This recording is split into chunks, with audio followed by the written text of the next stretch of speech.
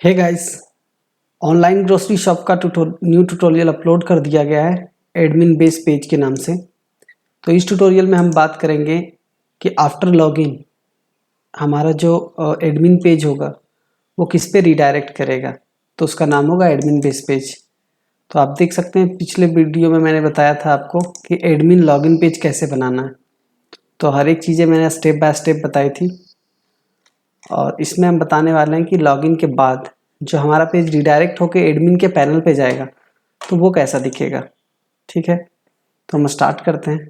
आप देख सकते हैं यहाँ पे भी बहुत स्टेप बाय स्टेप बहुत सिंपल वे में बताया गया है। आप इसको फॉलो करके आप क्रिएट कर सकते हैं। तो सबसे पहला स्टेप है create an admin base dot HTML inside templates like the below. आप देख सकते हैं एडमिन बेस आपको बनाना है टेम्पलेट्स के अंदर। तो हम ओपन कर लेते हैं अपने पाइचार्म को और स्टार्ट करते हैं। तो देखेंगे यहाँ पे टेम्पलेट्स फोल्डर के अंदर मुझे बनाना है एक फाइल HTML फाइल। तो ये मेरा टेम्पलेट्स फोल्डर और यहाँ मुझे बनाना है एडमिन बेस डॉट HTML। तो HTML पे क्लिक करेंगे और एडमिन अंडरस्कोर बेस इस नाम से मैंने HTML बना लिया, इंटर किया। इसको हम रिमूव कर देंगे और सिर्फ सिंपली आप कॉपी पेस्ट करके ला सकते हैं। ठीक है गाइस, तो मैं भी कॉपी पेस्ट ही कर रहा हूँ और मैं थोड़ा सा एक्सप्लेन कर दूंगा कोड। वैसे ये सारी कोड आपको पहले भी एक्सप्लेन किया गया है, जैसे मूवर पैकर्स ये सब में। तो मैंने कॉपी कर लिया और अगर आपको ये कोड समझना है तो आप मूवर पैकर्स या मूवर ट्रैकर्स का वीडियो प्लेलिस्ट का लिंक मैं डिस्क्रिप्शन में डाल दूंगा, आप चेक कर सकते हैं। तो यहाँ पे मैंने ये HTML पेज का कोड डाल दिया है।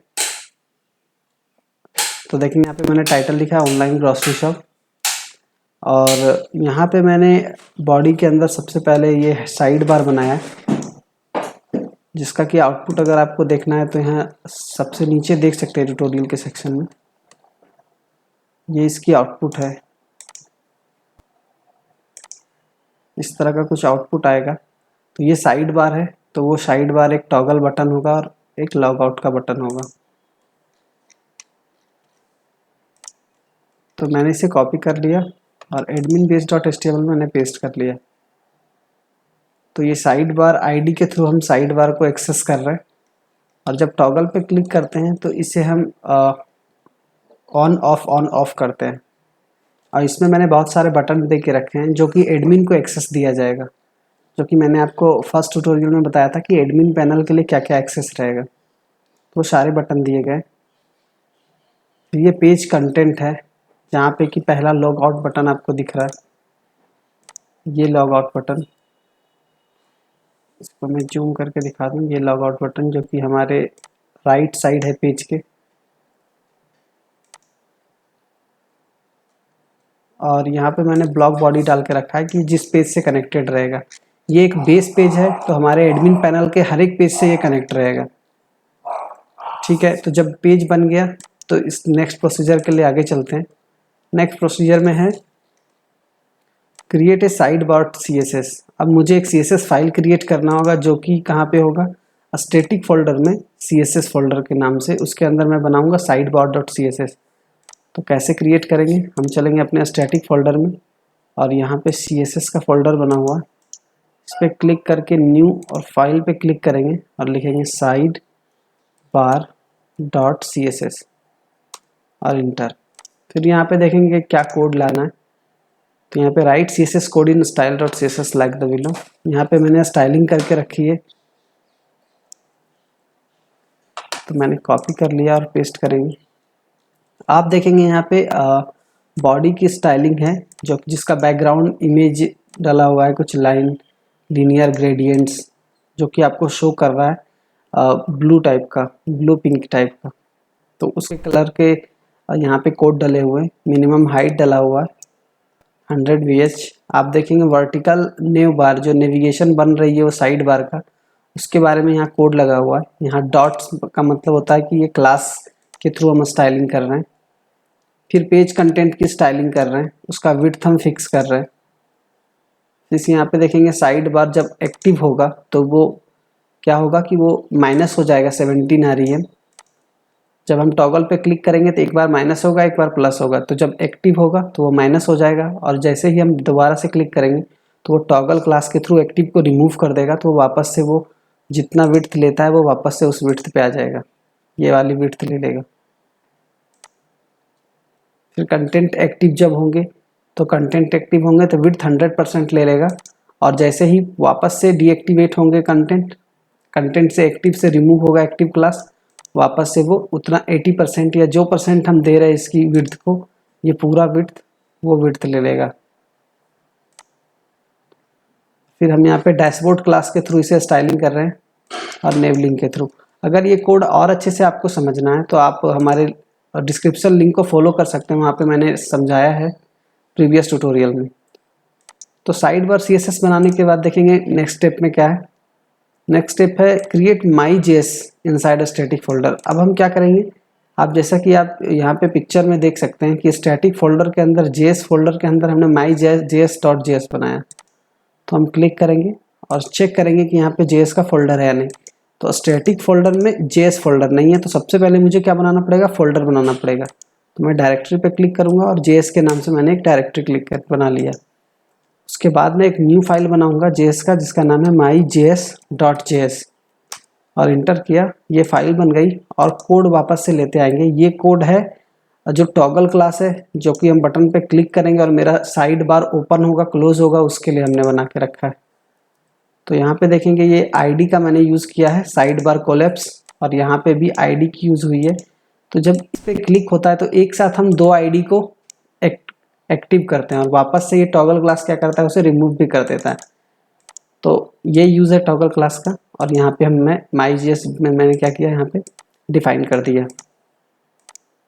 उसके बाद देखेंगे 7 स्टेप में क्या है, create a function, the name is क्या, एडमिन होम।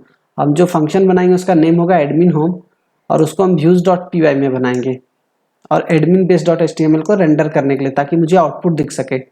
देखेंगे यहाँ पे मैंने फंक्शन लिख के रखा है, बस आप कॉपी करें और views.py में लिखना है। तो हम ओपन करेंगे अपने views.py को। मैं ये सारे टैब क्लोज कर लेता हूँ और views.py सिर्फ ओपन करेंगे। तो ये देखेंगे views.py है। हम बॉटम में जाएंगे और बस पेस्ट कर देंगे। तो यहाँ देखेंगे मैंने एक फंक्शन बनाया एडमिन होम के नाम से, फिर रिक्वेस्ट पास किया और रेंडर कर लिया अपने एडमिन बेस.html को। अब जब ये फंक्शन बन गया तो क्या करेंगे, इस फंक्शन को नेक्स्ट स्टेप चेक करेंगे। तो मुझे व्यूज को क्या करना होता है, URL से कनेक्ट करवाना होता है। देखिए यहाँ पे लिख के रखा है connect admin home function to urls.py। So आपको पुट करना है इस कोड को urls पैटर्न वाला जो लिस्ट आता है उसमें पुट करना है। तो मैं इसको कॉपी कर लेता हूँ और हम कोड को कहाँ पे पुट करेंगे, तो urls.py में। ये देखेंगे मेरा urls.py है। यहाँ पे बस एक पाथ और डाल देंगे इस लिस्ट में, ये डाल दिया, और कॉमा भी डाल सकते हैं, नहीं भी डालेंगे तो कुछ नहीं होगा क्योंकि ये लास्ट एलिमेंट है, बट इसके बाद वाला एलिमेंट आएगा तो कॉमा लगेगा, इसलिए मैं पहले ही कॉमा डाल दिया। ठीक है, और सेव कर देंगे।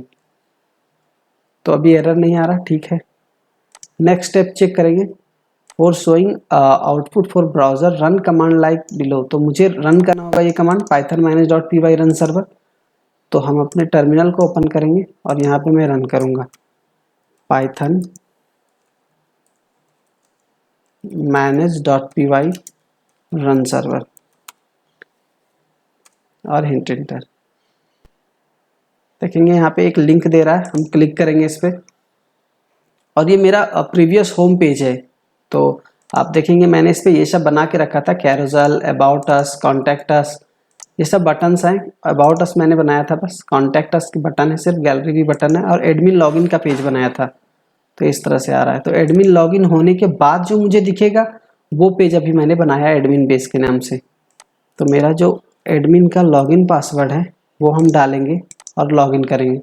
देखेंगे ये यूज़र लॉगिन सक्सेसफुली आ रहा है, और इसके बाद पेज रीडायरेक्ट हो जाना चाहिए था। तो रीडायरेक्ट के लिए क्या करते हैं हम, कि हम चलेंगे इस फंक्शन में जिससे कि ये पेज कनेक्ट है एडमिन लॉगिन का। तो एडमिन लॉगिन के फंक्शन में चलेंगे, चेक करेंगे, ये है मेरा एडमिन लॉगिन का फंक्शन। और यहाँ पे जब लॉगिन हो जाएगा, देखेंगे ये लॉगिन का है, यहाँ पे जब if request dot user is staff, अगर मेरा यूज़र ऑथेंटिकेट हो जाता है और वो यूज़र अगर स्टाफ है तो उसे मुझे लॉगिन कर देना है और एक मैसेज डालना है यूज़र लॉगिन सक्सेसफुली।